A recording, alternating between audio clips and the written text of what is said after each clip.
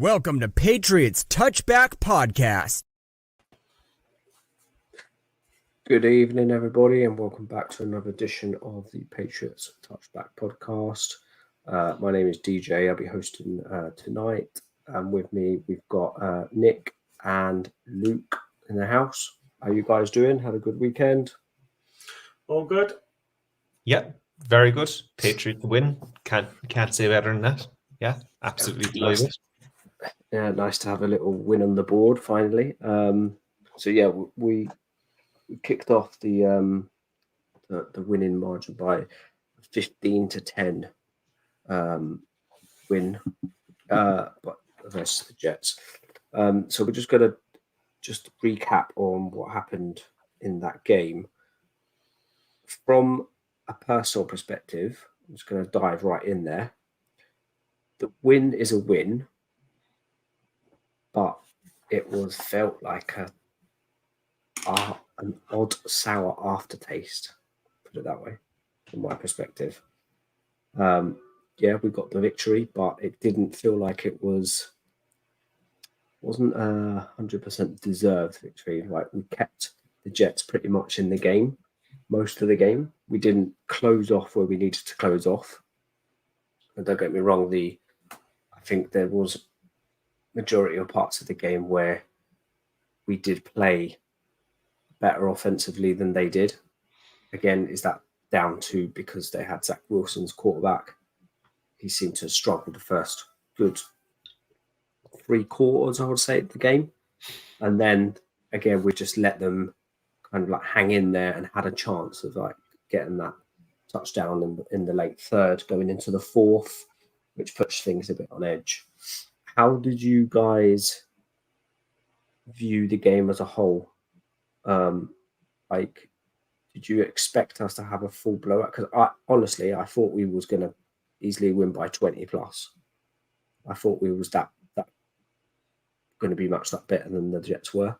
But then, obviously, it didn't pan out to be like that. I think weather conditions have a major factor on it as well. There's probably a plan A, plan B versus weather conditions like raining or not raining. So, Nick, how did you evaluate the whole game as a par? I thought as a generalization, like you said, that we got a win. So ultimately, that's the first thing. I never saw that game being a high scorer. I saw that being a low scoring game. I didn't think there'd be more than 30 points in the game at all. So ultimately 15-10 didn't surprise me at all. I thought maybe something closer to 18-12 maybe, sort of thing. But I think from a defensive stance on the ball, we are one of the better defensive teams. You just need to, I realize Denver's a bad example, but Miami just ran up a whole bucket load against Denver, and yet we kept them pretty much in check. Same with the Eagles, essentially. The Eagles are not a poor side, and we kept them in check. Now, both of those games cost us because we had slow starts, and I think you cannot ask for more on the defensive side of the ball. We're playing very well. I just think the offense needs to get a little bit more consistent and come out the blocks a bit quicker. I never thought the game on Sunday was ever in doubt. I had us down for a win to start with, and I'd have been shocked if it wasn't a win. We went into that game 0-2, but that was because we played the Eagles and the Dolphins. Atlanta went into their game 2-0. You can't tell me that Atlanta Falcons are really a 2-0 team. They're not. So we were just unfortunate that our 0-2 record was because of who we played, and I don't think we played badly in either of those games. So the Jets, yes, we kept the Jets in check, and I don't think we were ever in any real danger. I think we could have just turned kicked it up a gear and turn the pressure on, and we would have won that game quite easily. I don't think the Jets were ever going to trouble us. I think I don't know, because towards the end of that fourth quarter, the Jets could have a chance to even. We didn't close off the game. I know we got the safety from Judon that made it the 15-10, but Jets still had their 2 or 3 timeouts. They made a good, decent drive, and they still had an opportunity to go and win that game with a Hail Mary that Cobb could have almost would have caught that in the end zone. We would have made a touchdown. We would have lost. For me, I think it's again. I think it boils down to 3 weeks running now. Max had an opportunity to go and close that game, and he's failed on all 3 occasions, in my view. He's not been able to put the team on his back and say, right, I'm going to go and make a Brady drive and I'm going to kill it. That's where he needs this. I think in a confidence level, I think that's why he lacks. I think he needs to go and have one of those games where he just needs to go and kill it in the last quarter and just kill the game off. From my point of view, that's where I think we're falling at the moment. From my point of view, just how the game kind of played out, it kind of played out similar to what I was expecting, kind of similar to what Nick was saying. I kind of added like a 13-3 game. I was pretty. I was happy with how the Patriots played on defense. Look, the Jets did get a touchdown. That's fine. There's no issues there. They're Zach Wilson can put a drive together. He's terrible, but he's not incompetent. I don't know what's worse, but he isn't. I think the thing I never, like I said, I never had any issues with how the Patriots were playing on defense. But DJ, as you were saying, at the end of the day, Randall Cobb had a hand on the ball with a chance to win the game. And yes, it was a Hail Mary pass. Yes, it's a very low probability of completion, but the game should have been dead and buried. I thought Robert Saleh had a really, really good game plan for the Patriots on offense. And it might surprise you to hear me say it, but he clearly said to Zach Wilson, don't turn the ball over under any circumstances. Check your first read. If you still have time, get your second read. If not, throw it away. If you're feeling pressure, take the sack. Just go down. I think we've seen clips of him kind of getting bumped into by his own tackle, and he just dives to the ground. I actually think in terms of what he was told to do, because they know his limitations, I think he enacted the game plan of what they wanted him to do quite well, because they know that Patriots aren't going to score points either.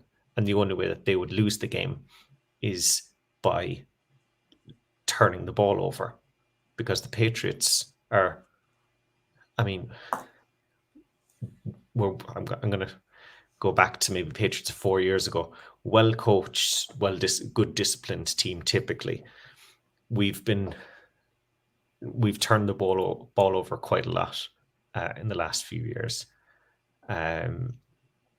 I think going back as well to your point, DJ, in terms of Mac not being able to close out games, I don't think it's a confidence thing. I just don't think he's good enough. I don't want to say that it's all his fault. It's absolutely not. It's absolutely not. But that offense just isn't good enough. I think the line played quite well this week. Mac wasn't under much pressure. Doesn't mean that the line is fixed now or anything like that magically. It just means that this week it was good against a very good defensive front. And they've played 3 very good defensive fronts so far this year. But they'll play more. They'll play some more good defensive fronts. So it's not like, well, look, we've got past these 3 games. It's plain sailing from here. And Nick, to your point, we've played two very tough teams, but we have a fairly tough schedule as well, where I don't see a lot of wins coming either, based on what we've done so far. We're not going to outscore anybody. We're going to a defense can only be, if you're playing a high-powered offense, a really good defense like the Patriots are still going to give up points. There's only so much you can do as a defense. Eventually, you will tire out if you're on the field a lot. You'll have your backups in to take some to give the top end guys a rest. Those guys will get picked on. And just the last point, the only reason we scored a touchdown was through a busted coverage by Jordan Whitehead on Pharaoh Brown. You know, he bit down on the play action and we threw it over the top of him. And we didn't get into the red zone at all. So we were if that play didn't happen,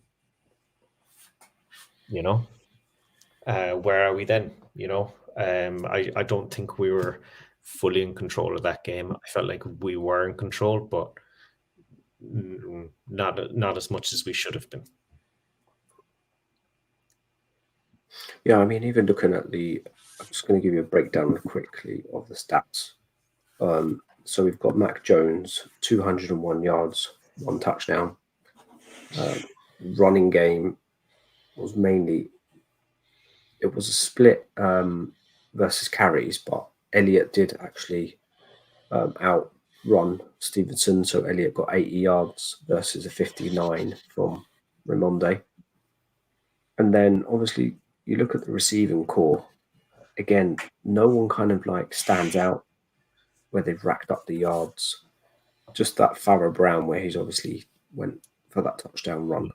That's not something you can rely on that he's going to do every week. Exactly. So end, you know, so if you was to discard that, okay, he did have 71 yards, but if you was to take that away, if you look across the board, you've got Bourne 46 yards, Devontae Parker 19, Gesicki 18, Hunter Henry 17, Douglas 15. But there's not standout players there. No one's that's standing out majorly on the offensive side of the ball. And then obviously versus what the defense did, we held up the Jets for 157 yards. At one point, I think I did see a stat where it was close to the third. I think Zach Wilson only threw for like 60 yards. I think he had a lot of it on that drive, the touchdown on that drive. on the last end of the third, beginning of the fourth. I think he started to then get more comfy, or get more open plays in there. But then we shut off their running game as well, which Cook and Hall both only had 18 yards each. So defensively, I think we are there where we need to be, and we are matching up against the personnels, and we are producing stats wise and stuff. So I think I think it's more offensively as an issue. Definitely. Yeah, I think that the game plan on defense was stop the run. You've got two fantastic running backs in Hall and Cook. We held them to 2.2 a carry and 1.5 a carry. I doubt that the Jets would be held to less than that against anybody again for the rest of the year. I think that is an elite shutdown of a run game by the Patriots, because I know sometimes I can be overly negative, maybe seen as overly negative, but I really want to call that out as a huge positive. They said they tried to bait Zach Wilson into throwing the ball to them, and to be fair, I think that's why that kind of goes back to my point earlier about Salah's game plan. They did try and run the ball. They knew that the Patriots were going to stop the run and bait Wilson into throwing the ball, but he was just like, throw it away, get rid of it. I mean, he's 18 of 36. In fact, it's funny, the Mac and Zach Wilson had as much as we say Zach Wilson was throwing the ball away, they had a similar completion percentage. I think they were both in and around 50% completion percentage, but I feel like Mac Jones's were more, at least he was attempting passes to receivers, whereas Wilson was just trying to get rid of the ball. Yeah, I mean, it goes back to what I said about consistency. If the offense can start a bit quicker, and go through, if Matt can go through his reads properly and try, I don't doubt that Bill. I mean, there is no doubt that Bill O'Brien's offense is significantly better than that disastrous hybrid monster thing that we had that we had last year. But I think the offense is just gonna take time. I agree what you say, Luke, about Mac Jones not being great. He's good enough to be a QB, but around the NFL, the guys that are around the NFL, Dan Hansis and Greg Rosenthal and Mark Sessler, they have their.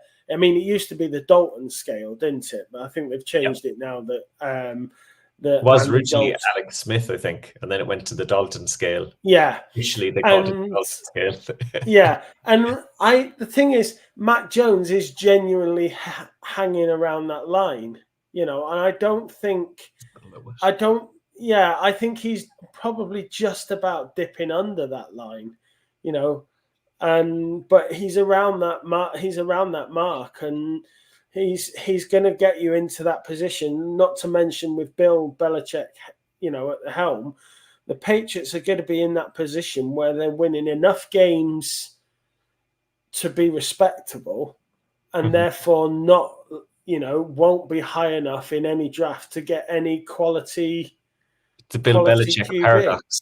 That's what I'm going to call it. I mean, let's go back. If it had gone the way that everyone thought it was going to do, Mac Jones would have gone to the 49ers, and we'd have ended up with Justin Fields. I feel like we'd have done a better job with which I think Bill really wanted. I think he would have taken Fields if he was on the board. Yeah, I think we'd have done a better job with Justin Fields than Justin Fields is doing now. I think we'd have probably utilized his run a bit more and set him up for success a bit more than he is with the Bears. But I think any team would probably say that as well. We saw what Fields can do when he's playing to his potential against us last year. He destroyed us last year. Like, that game, I don't really think was close. And I don't think he's more of a new caliber quarterback nowadays. It's more the running quarterback. It's not the pocket quarterbacks anymore. It's not where you just your Brady's, your Mannings, your Breeze. Yeah. It's more now Jackson, Mahomes, anyone that gives you that extra. It's just somebody that's comfortable throwing the ball outside the pocket more like Mahomes doesn't run, but he has the ability to go, there's nothing on here. I'll just boot out and I'll buy us some time and I'll let Travis Kelce get open and I'll throw the ball to him. And being able to handle that. I think Mac Jones is more mobile than Tom Brady was. He does have that ability, but he'll run with the ball, but he doesn't boot out and throw a pass very well. He can't throw on the run. There's a difference. He usually tucks and runs with the ball, and he's actually, I found when he does it, he's actually pretty effective as a runner. I mean, don't get me wrong, I don't want him running the ball more than 3. And when I say running the ball, no designed runs, but when things are breaking down, he can move a small bit, and he's caught teams out once or twice running for first downs.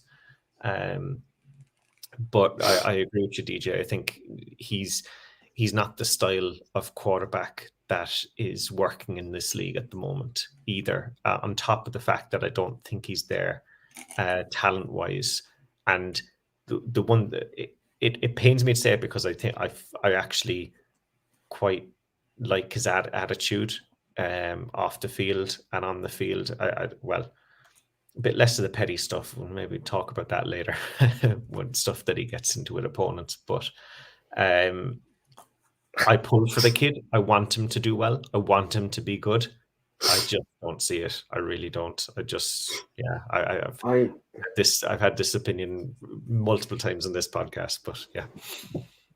Yeah, I'm getting to the stage now where I'm not sure what we're going to do. Are we going to pick up his 5th year? Or are we going to move on? I just don't see. I think we'll pick up the 5th-year option because simply it gives you control where he goes. I don't think it means that we will keep him. You know, you might trade him, but again, who you're trading him to? You know, like you're not going to trade him. You might trade him to a team that thinks they have a few weapons around him. I think Mac is very much a product of the team around him rather than him being the product and the team. You know, like I don't know if that makes sense, but he's not going to rise the tide of the team around him. He's going to play to the level of the tools that he has to play with. And if the tools he has to play with at the moment aren't good, which they aren't for the Patriots, he doesn't have good receivers to throw the ball to, then we're going to be putting up 15 points and 10 points and maybe scrape 20 points. We all know the stat. Patriots are 0-12 when the opponent scores 25 points because the Patriots cannot score 25 points. And we were scoring our defense puts us in a lot of point scoring opportunities as well. Short fields, and we're turning short fields into 3 points quite often rather than 7. So I just don't see that fire in him. Like, I don't know if we're too accustomed to like Brady and all that, but every time he finishes the drive, he'll just go and sit there, takes his helmet off, and he'll sit there and work on his breathing.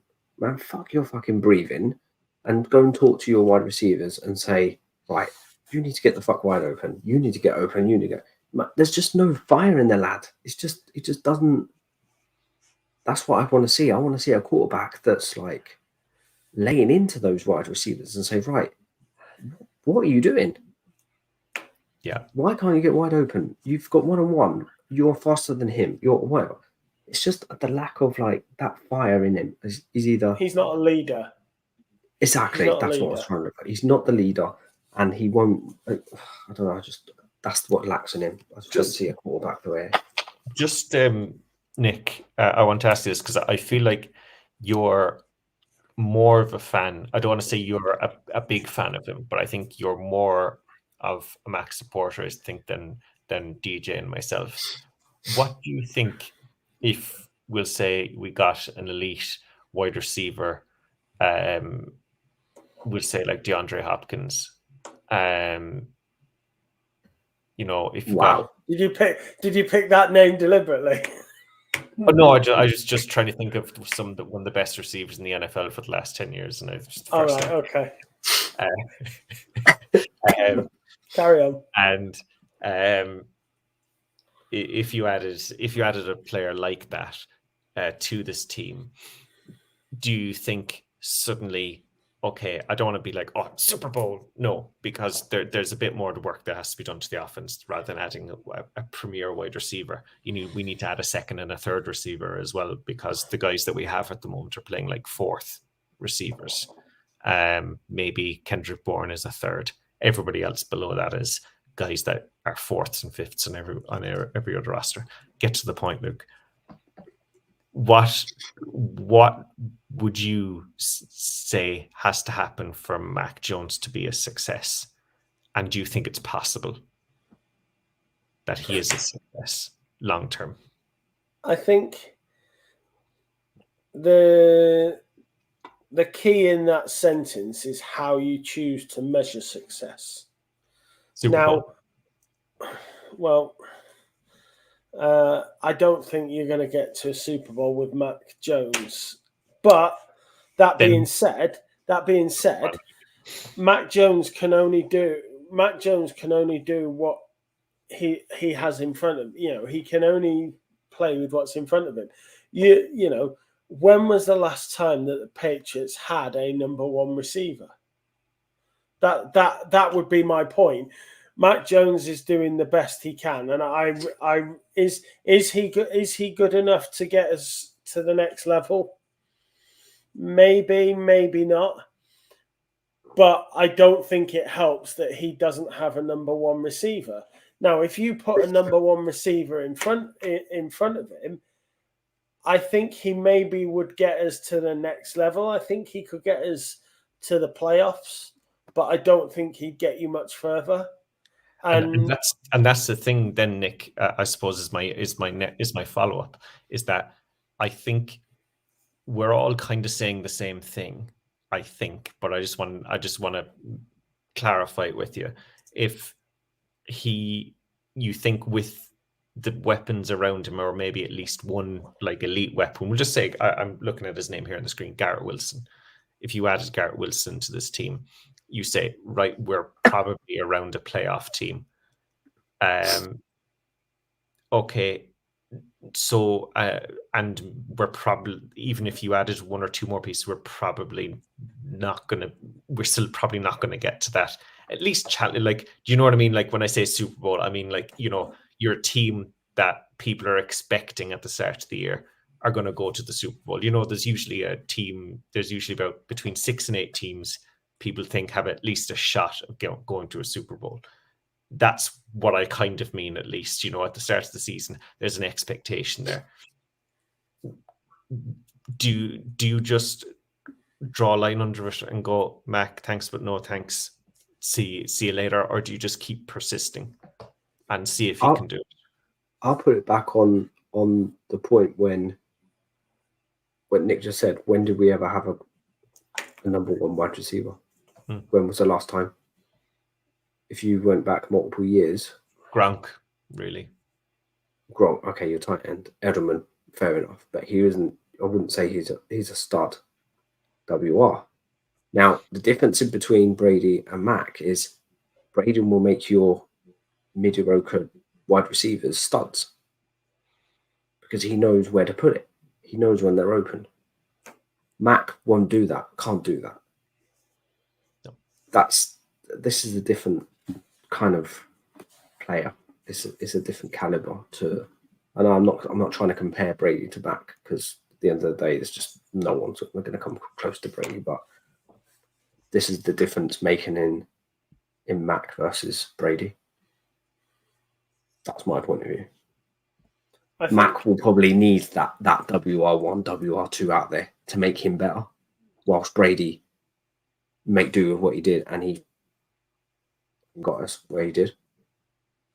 Essentially, what the Patriots did is they drafted a mid-round quarterback and put him in a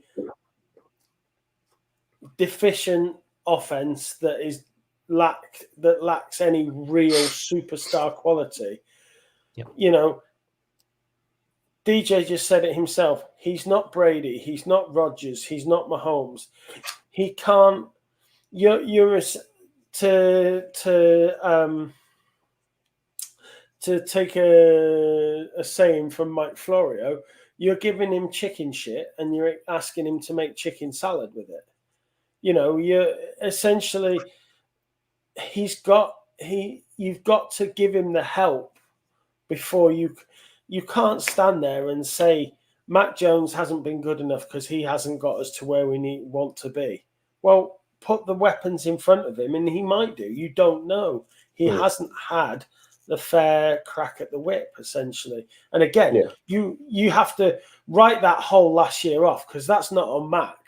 And it's not Mac's fault he was put in that situation. Bill Belichick's got to look at himself in the mirror and realise that he fucked up last year. So I think, Mac is Mac. He will do the best he can, and he will only get you so far. But you would need a truly elite quarterback to get you to the top of the mountain with the offense that we have. And those truly elite quarterbacks don't grow on trees. No, they don't. But I suppose what I'm saying is that even if you did manage to get those, surround him with elite talent, we'll say we draft 2 Pro Bowl wide receivers in the first and second round, highly unlikely. I know, especially given our track record with drafting receivers. Are you still, like, with that investment, wouldn't you be better off going, do you know what? No, we just go and get it. We'll just try and use that to try and get a quarterback instead, rather than trying to surround a guy that we're 95% sure probably can't do it anyway, even if we did do it, and we're wasting our time. I feel like we've lost years, not necessarily Mac's fault, but I just feel that, like, look, this is year 4 now of the post-Brady era, and I feel like this team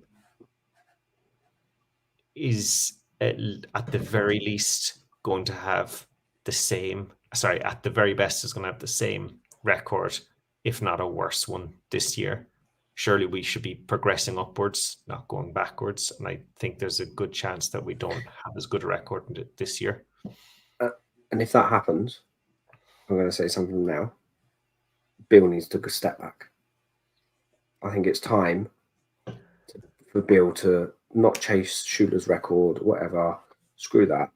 I think it's time for him to have a step back and stop making these decisions. Like, we need a complete change of how, if we're going to have over 100 mil next year in cap room. Yeah.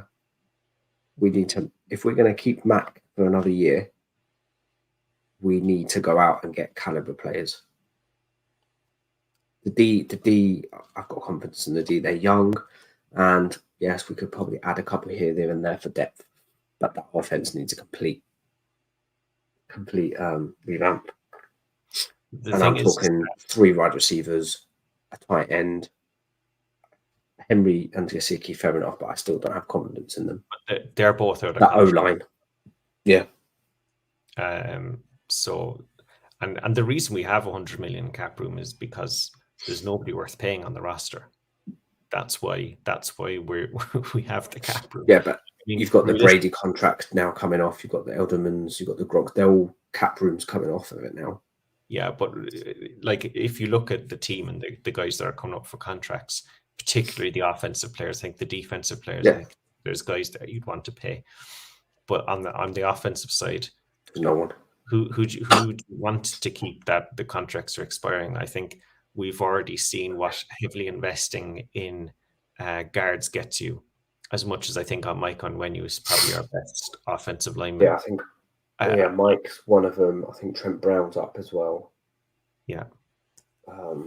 So I just don't know. What. Going back to your original point on Belichick. Belichick is either all in or all out. You're not going to get, take the GM reins off him. He's not going to do that. He's going. You have to fire him, or you keep going with him. There's no in between. There's no halfway house with him. Kraft is have to get involved and say that we've had enough. That's it. And that's what I'm saying. Like, 3-4 years after Brady, and he won't relinquish the GM and coach role. Yeah. You will have to fire him from both roles. He won't stick around if he doesn't have full control. He'll feel hamstrung and he'll feel undercut and all that kind of stuff. And I wouldn't blame him either. I mean, do I think over the last 4 years he's done a good enough job? If we just look at the 4 years to keep his job, beyond this season, I think that's up for debate at the very least. But there is no way you're going to be able to keep Coach Bill and send and give the GM duties over to somebody else. That ultimately is the problem. I don't actually have an issue with Coach Bill. No issue. I think that when you, I don't care what your record is in the last season or two. When you win 6 Super Bowls and you are regarded as the greatest coach that has ever been in the game, in my opinion, you deserve that job. You've earned that job. But the problem we have is that GM Bill is as useless as a paper bag for holding water. He and you just said it yourself. You can't separate the two. And that, that ultimately is the problem, that we have on one side a great coach who you don't want to get rid of. But it's the Bill Belichick paradox. Correct. You're 100% right. You can. I'm full in agreement. I want to keep on to Coach Bill, because Coach Bill is good for 3 or 4 wins alone by himself every season. GM Bill completely hamstrings Coach Bill from making. I think even if you had a middle of the road GM, I think this team would be better constructed, and you would have that Mac Jones getting us, like having us as a playoff team. Because even if you look at how he invested even last year, it was an open goal as to where we needed to invest. And it was offense. Everybody knew it. We defense was fine. And where did we go? Cornerback, which to be fair was a need. Okay. Defensive line wasn't that much of a need, really. I know we've some aging guys there, but it wasn't a big immediate need. And then linebacker / safety with Mapu. I mean, safety is our strongest position. Linebacker, admittedly, an off the ball linebacker is probably not our strongest position, but we have despite the fact that we drafted tons of offensive linemen in the last few years, none of them are any good. And we have Trent Brown going probably at the end of the year, most likely. You have David Andrews, who I think with the drafting of Jake Andrews kind of tells you that he's probably not. Did Brown not just sign a contract? He's got 3 years left. Does he? Yeah, he signed a 4-year contract. So this would be year 1 of number 4. So after this season, he's got 3 more years. But I think I take that back. So I think only 2 of them are like guaranteed money. Guaranteed. The other one's cut. So when he could get cut in the last year of his contract for no cost, but yeah, bit of accounting kind of going on there. But realistically, we knew we needed a tackle. We knew we needed a wide receiver, and we got nothing. We got Demario Douglas and Keyshawn Boutte, in the 6th round, and no tackles, but plenty of guards. We got more guards and a center when we drafted 2 guards last year, and none of them seem to be any good at all, really. I mean, none of them seem to be drop-in, plug-and-play starters, even though I think Maffey has played okay, I think. But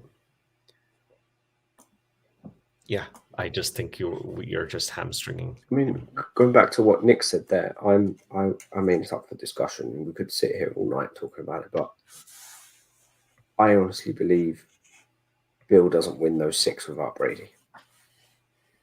No, of course not. No. Which does it now prove that Brady was the key pivot point to the Patriots way, or the Patriots, the way that they play, the way they are? We've been sport for good 20 years now, and we're having a fucking stressful time now in the last couple of years. I think someone once said to me that could any quarterback have won the six? And I said I didn't. I said I didn't think so. Now it's a given that Mahomes has turned up on the scene and probably is, the best player in the league at the moment. But there is no doubt that, with the exception of Brady and his longevity and his actual success, Aaron Rodgers has probably been the best player in the NFL in recent years. So I've always said, even if you put Aaron Rodgers in Foxborough, I don't think Aaron Rodgers would have won 6 because he hasn't got the temperament to be able to work with Bill as well as Tom Brady did. The fact is that Brady and Belichick together were so. I don't think on his own Brady would have won 6. I'm not saying he wouldn't have won 3. He probably would have done. He might have even won 4. But I don't think Brady would have won all 6 that he won at the Patriots if Bill wasn't there. Same as if Brady wasn't there, I don't think Bill would have won all 6 either. Together, they were the perfect storm. They were the perfect tandem. They were the perfect team at the same time. And you can't have the success of one without the other. Tom Brady, it's all well and good saying, well, Tom Brady left the Patriots and he went and won another Super Bowl. He did. Yeah. Fair play to him.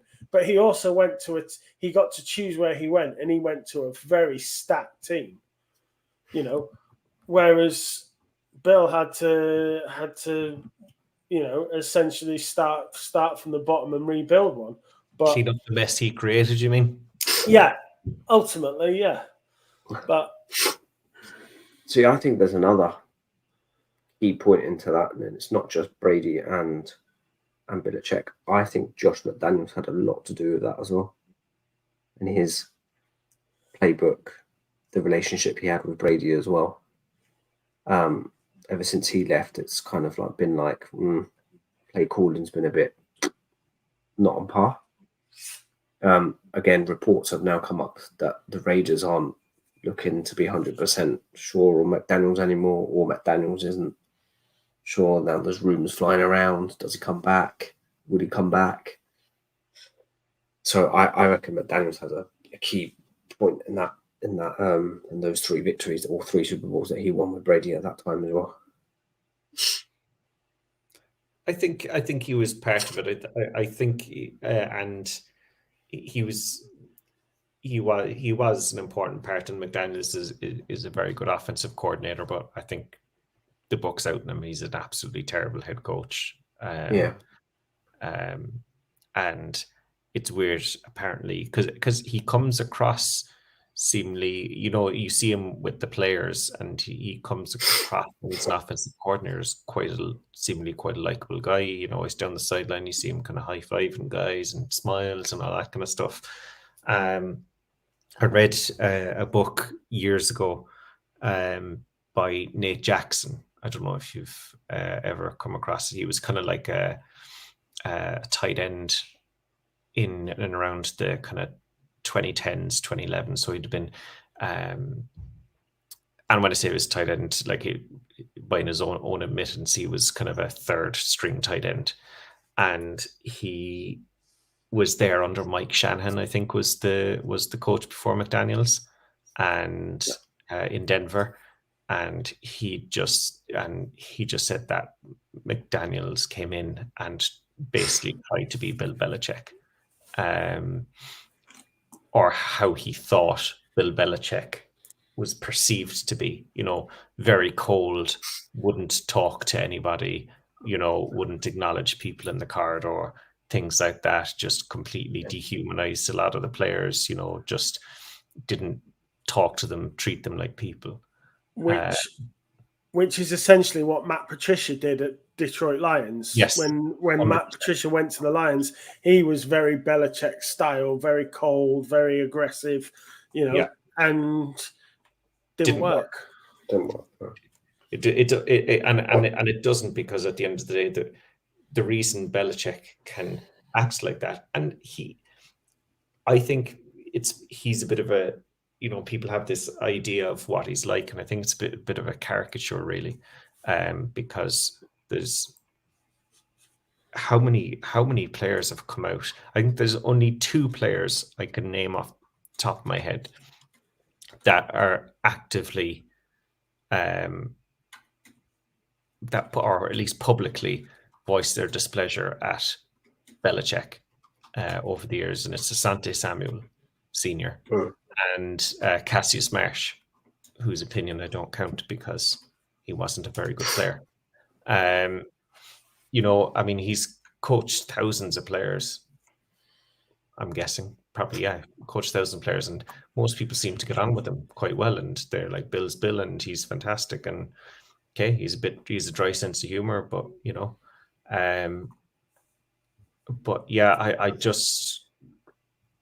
I think McDaniels was important, but we kind of saw Brady was able to win with his name is escaping me now. Early 2000s offensive coordinator. Oh my God, sorry, I won't go into the dead air. But also he did well. Even though I think we won one. Did we win a Super Bowl, Bill O'Brien as OC? No, I don't think we did. Yeah, no. But I think we would have.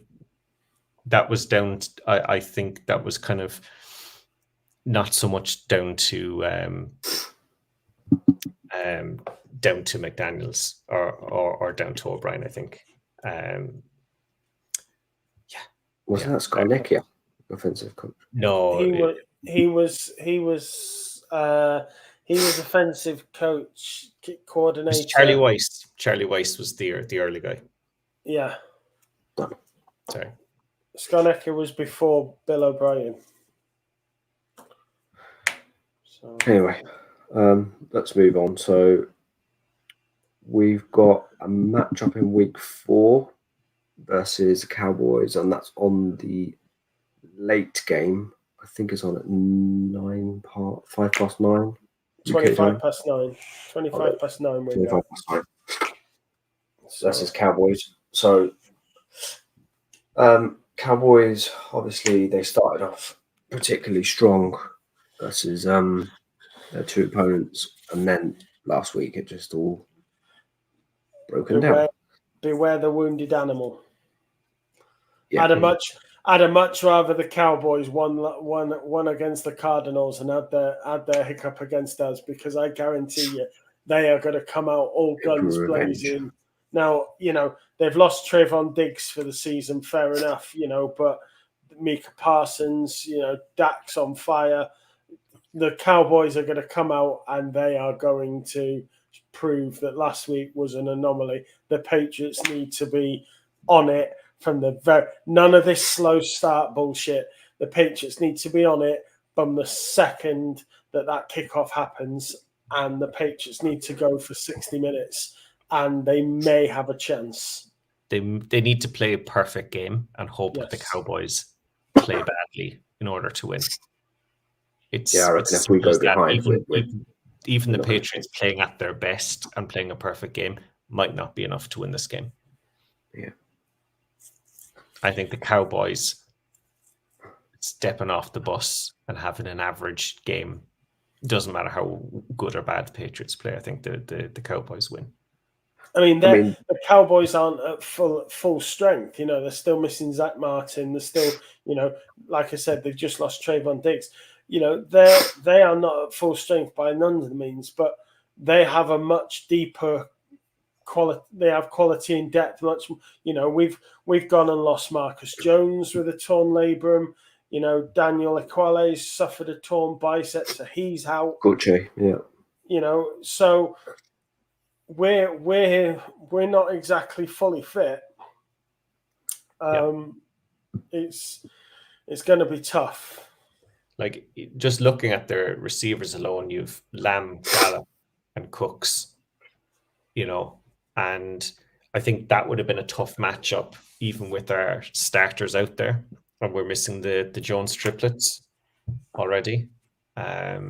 So, who would you think there's the major threat? I mean, would you go Pollard? It's Lamb all day. Lamb is on a different echelon to Cooks and Gallup, even though Cooks and Gallup are very, very, very good receivers, and Cooks especially. So you would expect Gonzalez to go with Lamb?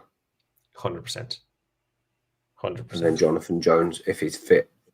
Yeah, he's back in training. Yeah, I think he should could go with Gallup. be a go for the game. I think it was supposed to be a game, not a game time decision, but Yeah, it's going to be a tough one. Abdi has to be on the mark on every down. And the You thing is, mentioned, go on, carry on. No, I was just going to say, like, the only aspect that I saw this week was Elliott and is it Greer? Did we just sign a quarterback from Cowboys?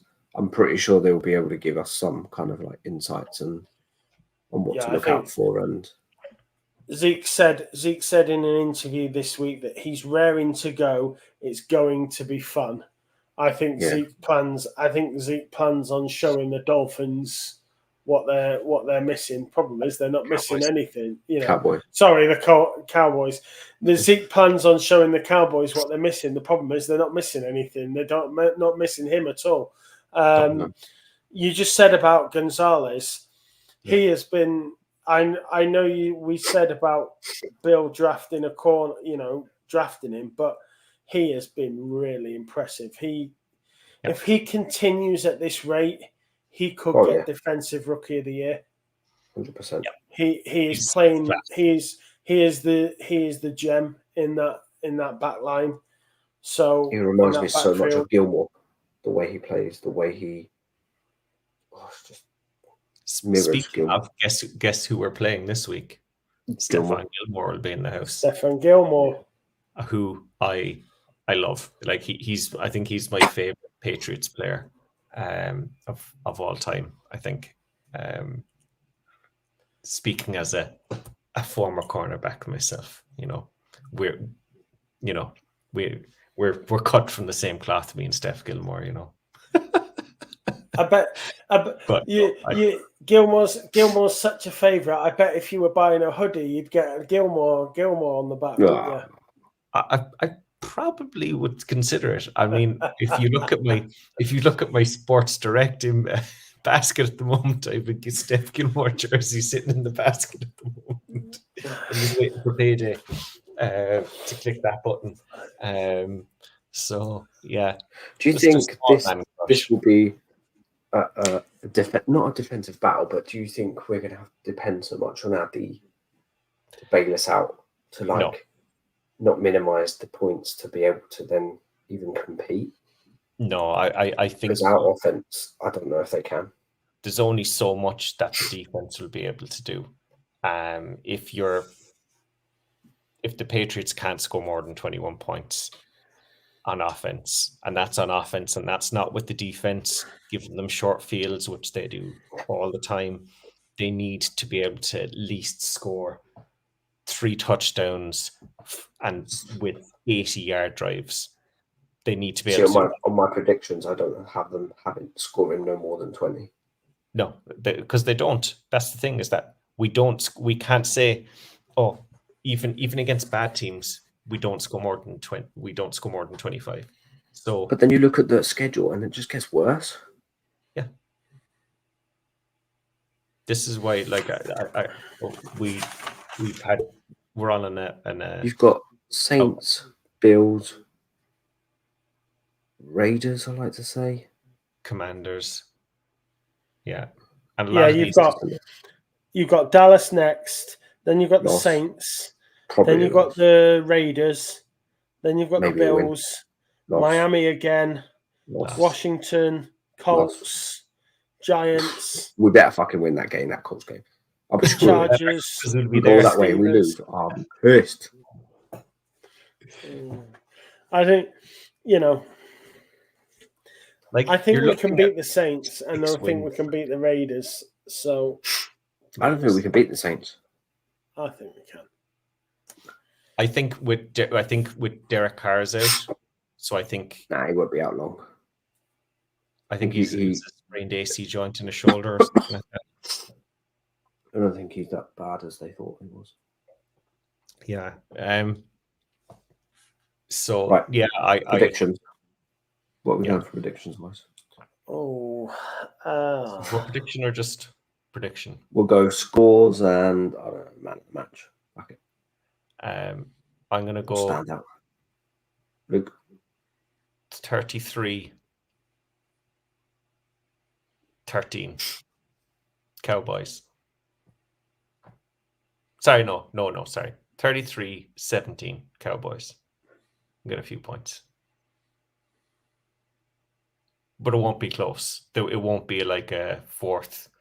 It'll be like Patriots will maybe score a backdoor 7 points at the end or something like that. I'm going 31-20 Cowboys. Let's go, Nick. 27-8. Where's Henrik when you need him? Henrik had a smash out a Patriots win in this straight away. 45-0 Patriots. 27-18 Cowboys. I'll play my Henrik card as well. Henrik could sit here and he'd go 24-21 Patriots, but I'm not going to do that. 27-18 Cowboys. Yeah, I think realistically we're all there within. It's Patriots are going to score between 15 to 22 points, and the Cowboys are going to score between 28 and 35 points. That fair? Or 27? Yeah. 27 was what I said. Sorry, 27. Sorry, 27 to 30. I'm trying to give us more credit. Yeah. It's kind of a 4-touchdown game to a 3-touchdown game with a field goal and added to each team. Really, it's that's kind of what you're looking at. Well, Tom Curran said that we're suffering moral victories in our losses. Oh, I wouldn't say lose it. I wouldn't say, the Eagles maybe was a moral victory in defeat, but I wouldn't say the Dolphins one was. But no, that was just you got beaten by a better team. Simple. So, seeing how the Cardinals beat the Cowboys, what do we need to do to beat the Cowboys? Trade for 3 good wide receivers. I think we need to get the running game going. We can't depend on Mac throwing the ball 80% of the time. We need to get that running game going. We need to alleviate the playbook.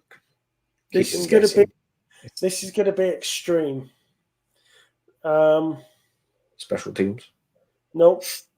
Mine's completely left field. Luke, do you remember in the Premier League Lasagna Gate? Yes. That's maybe what we need to do. We need to poison the Cowboys. Yeah. And Arsenal, what was it? An Arsenal chef got a chef from who supports Arsenal into the Tottenham, got the Tottenham players ill. That's what we need. We need the Cowboys to come down with food poisoning. I'm a bit too far away to do it, but if someone in Texas with nothing better to do wants to poison half the Cowboys team, that would be very helpful. I think as well, like just Joe, you were saying there, DJ, about the running game. You look at their defensive linemen. You got Dorrance Armstrong, Dante Fowler, Neville Gallimore, Jonathan Hankins, Demarcus Lawrence, Osa Odigizua, Mazzie Smith, and Sam Williams. And then behind, just to add in as well, then at the linebacking side, you've got Parsons and Van Der Esch. We're not going to be able. I would say they're just going to. They know that we'll want to run the ball, and they'll want us to pass. They're just going to plug the box with six or seven guys and go on, Mac. You throw on Stephon Gilmore there and see how you get on. you throw on Jordan Lewis and see how you get on. Yeah. About matchups. You know, I think, and Deron Bland as well, who's he's not a rookie, he's first year player, who's been pretty handy for them as well. I think he was a low draft pick, and he was a 6th rounder last year. He's been very good for them too. I just don't see it. I'm not saying that we don't have a chance.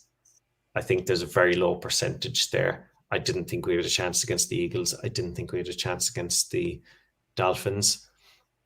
I feel like we have more of a chance in this game, but I still don't think it's just a slightly higher percentage that we'll win compared to the Eagles and the Dolphins game, if you know what I mean. It's like a 7% rather than a 5%. I mean, we can only really hope, and just if we can compete and give a game, then I'm all for it. Just need to be able to show that little bit. It's what we've become now. Yeah. We've put on a good performance, and if we can get it, I'll be happy with Forget that. what you've just talked about for an hour. It's like, we'll win this. Good performance and we'll win this. It's like, have you been listening to yourself? No. I think what DJ's saying is, as long as you put in a good performance and lose, he'll be happy. Yeah, I will. But as long as I see some kind of like offense progression, drive, and progression, I'm all for it. We can lose, we'll lose, but at least I know that something's gone on. If we score more than 25 points and lose, I'll take that as a moral victory, even if we concede 50. Well, we lose by like a field goal. Fair enough.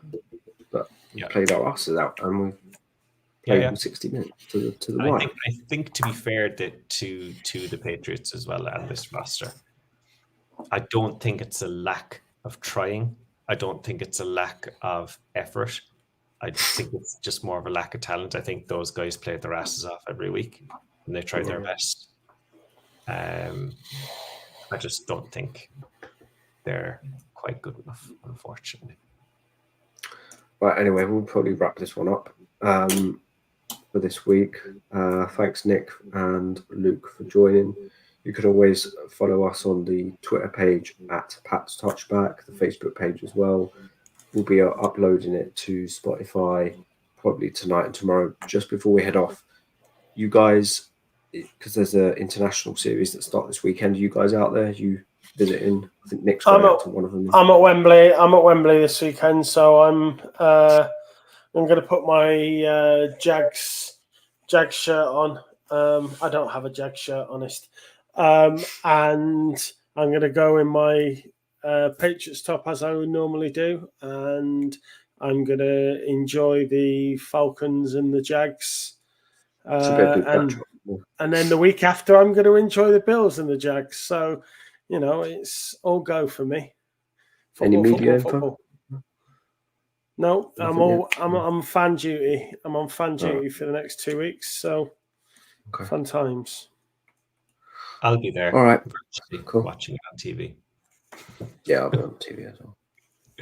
Hope you have fun, mate. Anyway, I will do. So thanks everyone for joining us, and we'll probably catch you next week for another edition.